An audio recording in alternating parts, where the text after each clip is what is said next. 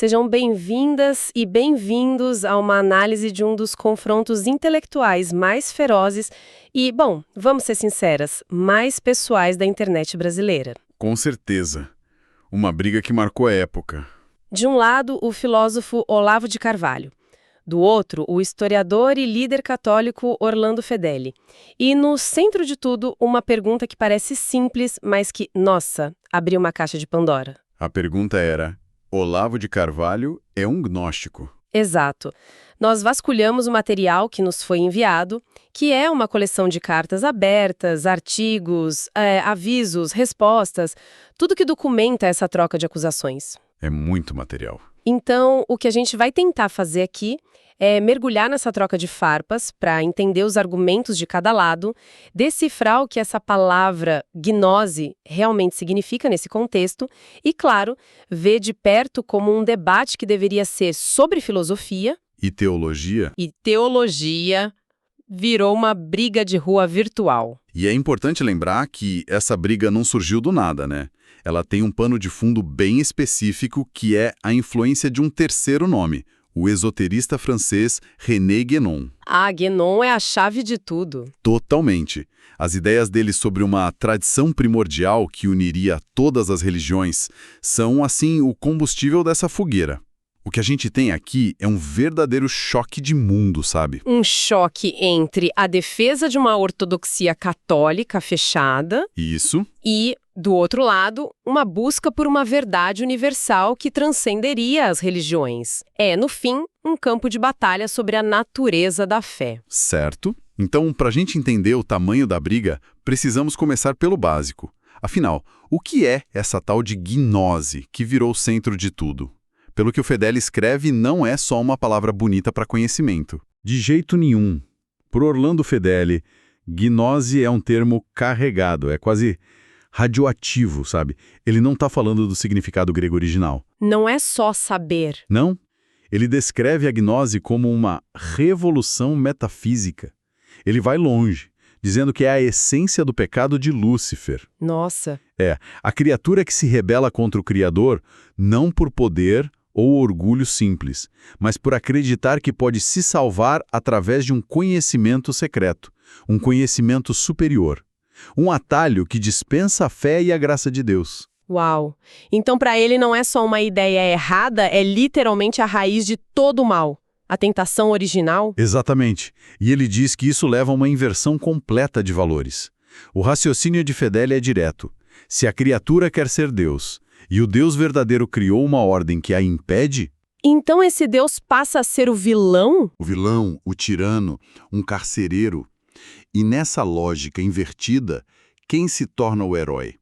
Lúcifer, o portador da luz, aquele que oferece o conhecimento proibido que supostamente liberta. Essa é a armadilha gnóstica na visão dele. Perfeito. E ele via os ecos exatos dessa armadilha no pensamento do Olavo. E aí que o Olavo de Carvalho entra dizendo, calma, não é bem assim. Qual é a defesa dele? Ele tenta separar as coisas, pelo que eu entendi dos textos? Sim, essa é a primeira linha de defesa do Olavo. Ele argumenta que o Fedeli mistura tudo de propósito. Olavo propõe uma distinção, assim, bem técnica. Que seria? Ele diz que gnose, para ele, seria um termo genérico, quase neutro, para conhecimento espiritual e intuitivo.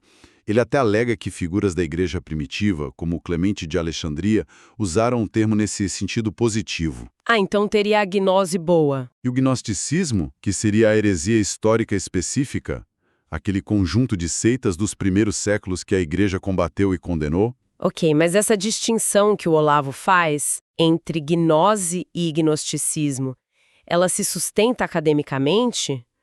Ou é uma coisa que só ele defende para tentar se livrar da acusação? Porque o Fedeli não compra essa ideia. De forma alguma. O Fedeli acha essa distinção uma cortina de fumaça, uma sofisticação para enganar os incautos. Uma desculpa. Basicamente. Ele rebate dizendo que essa é uma distinção falsa e cita especialistas modernos, como o historiador das religiões Henry Charles Pusch, que supostamente usariam os termos de forma intercambiável. Para Fedeli, o ponto central não é a etiqueta, é a substância. O que importa é o conceito por trás. Exato. A gnose, que o Olavo defende, um conhecimento que estaria acima da fé, é, para ele, a definição exata do veneno gnóstico. Não importa o nome que você dê. Então a batalha toda se resume a isso. O que vem primeiro, a fé ou o conhecimento? É quase um quem nasceu primeiro, o ovo ou a galinha. Da teologia. É o coração da disputa. Para Fedeli, a fé é o único caminho para a salvação dado por Deus. E qualquer tentativa de colocar um conhecimento secreto acima dela é o caminho para a perdição. É a repetição do pecado de Adão e Eva. E pro Olavo? Já para o Olavo, a questão é mais filosófica, envolve uma hierarquia que ele tenta explicar de uma forma bem particular. E é essa explicação que dá ao Fedeli a munição que ele precisava. E é aí que o Fedeli joga as cartas mais pesadas na mesa, né? Ele não fica só na teoria, ele vai buscar as provas nos próprios textos e aulas gravadas do Olavo. E ele encontra umas citações que são, assim, verdadeiras bombas. Sim, ele faz um trabalho de garimpo quase de promotor. A citação mais devastadora, que virou o centro de todo o ataque, é uma frase atribuída ao Olavo. Qual? Mas a fé não tem importância nenhuma, isso é negócio kantiano, é tudo bobagem. Peraí, a fé não tem importância nenhuma. Dita por alguém que se apresentava como um defensor do catolicismo, isso é uma bomba atômica. É o tipo de frase que, uma vez dita, não dá para desdizer. É muito pesado. Como o Olavo se defende de uma coisa dessas? A defesa do Olavo é de que essa frase foi tirada de um contexto muito específico e usada de má fé. Ele alega que a superioridade do conhecimento sobre a fé é ontológica, mas não metódica. É uma distinção um pouco escorregadia, mas vamos tentar entender. Ok, vamos lá. Ontológica versus metódica. O que isso quer dizer na prática? Na prática, ele diz o seguinte: em sua essência, saber é intrinsecamente mais do que crer. Ter a certeza de algo é um estado superior a apenas acreditar em algo. Essa seria a superioridade ontológica.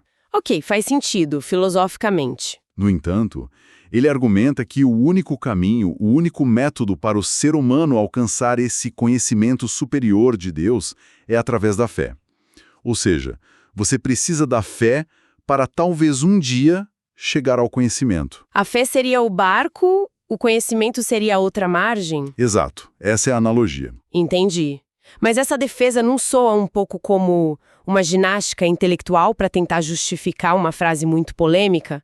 É uma distinção que se sustenta ou que parece inventada na hora para apagar o incêndio? Essa é exatamente a acusação do Fedeli. Ele vê isso como uma desculpa esfarrapada.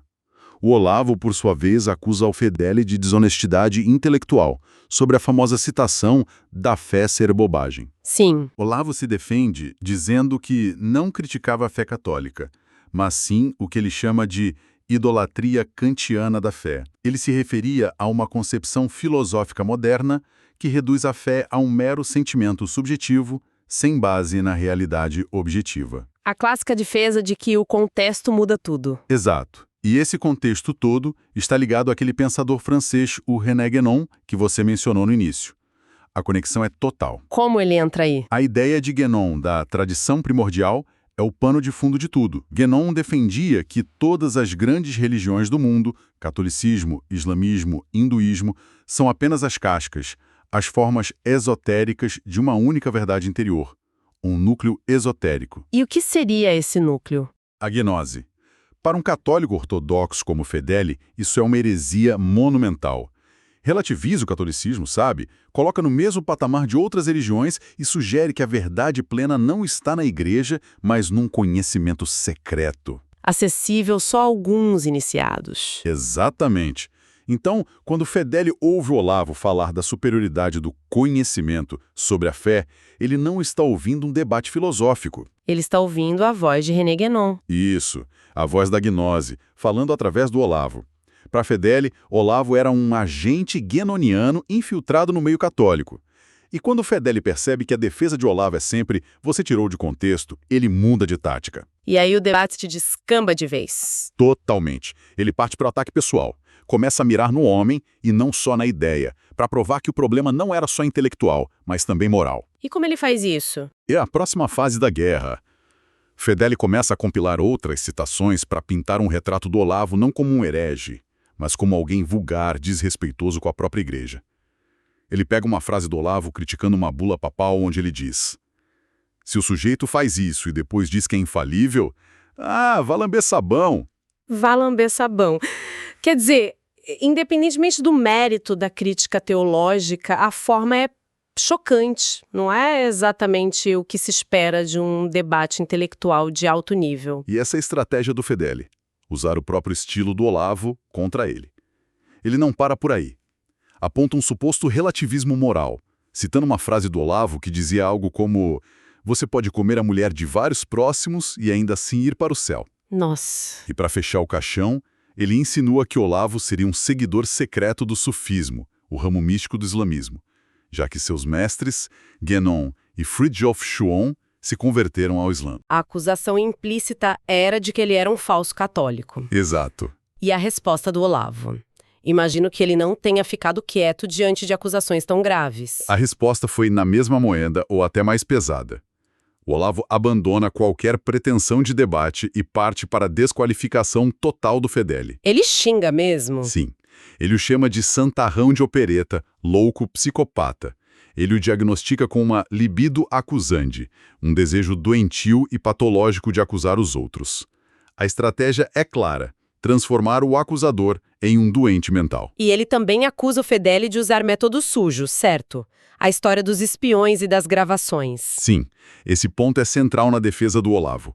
Ele alega que muitas das citações usadas por Fedele vêm de gravações piratas de suas aulas obtidas por espiões infiltrados. Ele cita nominalmente um ex-aluno, Felipe Coelho, que tomou o partido do Fedele e o acusa de ser um desses infiltrados. Então, a briga se espalha. Sim, e Olavo diz que essas gravações são usadas de forma truncada, editada, para distorcer seu pensamento. A coisa escala a um ponto que se torna realmente sombrio. Quão sombrio. Olavo escreve publicamente que a única resposta que Orlando Fedele mereceria seria um tapa na cara, mas que o Código Penal o impedia de fazer isso. Nossa, isso é pesadíssimo. É basicamente uma ameaça velada, não é? Sai do campo da ofensa e entra no da intimidação física. Fedele certamente interpretou assim. Nos textos dele, ele trata isso como uma ameaça direta e usa como prova de que não estava lidando com um adversário intelectual, mas com alguém instável e perigoso. A partir daí, qualquer possibilidade de diálogo civilizado morre completamente. Morreu ali. O mais curioso é como isso tudo se desenrola.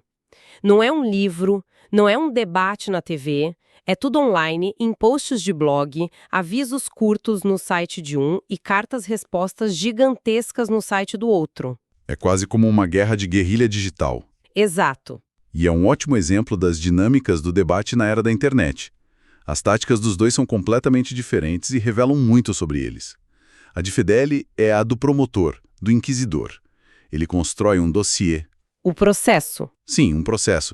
Suas cartas são longuíssimas, meticulosas, acumulando centenas de citações, notas de rodapé, referências. Ele quer vencer pelo volume de evidências, soterrar o adversário sob o peso de suas próprias palavras. Quase como se ele dissesse: eu não preciso argumentar, as palavras dele falam por si. E a tática do Olavo é o oposto, né? Ele raramente responde ponto por ponto. Por quê? É uma admissão de culpa ou é outra estratégia? É uma estratégia de deslegitimação do método do adversário. O Olavo se recusa a entrar no jogo do Fedele. A resposta dele é sempre a mesma. O seu método é desonesto, então não vou validar suas acusações respondendo a elas uma por uma. Ele ataca o processo, não as acusações. Exatamente. Você pega trechos de aulas não revisadas, gravações clandestinas, tira tudo de contexto. Eu não vou debater com um caluniador. Ele se posiciona como a vítima de uma perseguição obsessiva, uma caça às bruxas. É um diálogo de surdos perfeito. Fedele opera na lógica da evidência textual. Está escrito, está gravado, logo é o que ele pensa. E Olavo opera na lógica da intenção e do contexto. O que eu quis dizer é o que importa, e você está ignorando isso de propósito para me atacar. E a figura do ex-aluno, Felipe Coelho, que começa a escrever contra o antigo mestre, joga mais lenha na fogueira, né? Demais. Adiciona uma camada de drama, de traição pessoal. Para Fedele, o Coelho é uma testemunha ocular que confirma suas teses. Pro Olavo, ele é apenas um menino de recados, um peão no jogo de Fideli. Confirmando a própria tese de que havia uma conspiração de infiltrados nos cursos dele, cada um reforçando essa própria narrativa. É um ciclo que se retroalimenta. No final das contas, depois de analisar tudo isso, o que fica? É só uma briga de egos monumental ou tem algo mais profundo aí que a gente pode aprender sobre a natureza desses debates? Tem as duas coisas, sem dúvida. Em um nível, o que as fontes revelam é um conflito irreconciliável sobre a natureza da verdade religiosa. Sim. De um lado, a defesa de uma ortodoxia católica estrita, que se vê como a única guardiã da verdade revelada.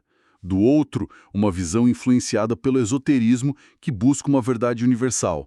É um choque de visões de mundo. Mas não é só isso, né? A forma como a briga acontece diz tanto quanto o conteúdo. Talvez até mais. A análise revela como um debate intelectual pode se degenerar rapidamente em um campo de batalha por reputações, onde o objetivo não é mais convencer, mas aniquilar o adversário. É fascinante e assustador ao mesmo tempo. E o mais fascinante é que ambos se acusam da mesma coisa, de estarem presos em seus próprios sistemas fechados e paranoicos.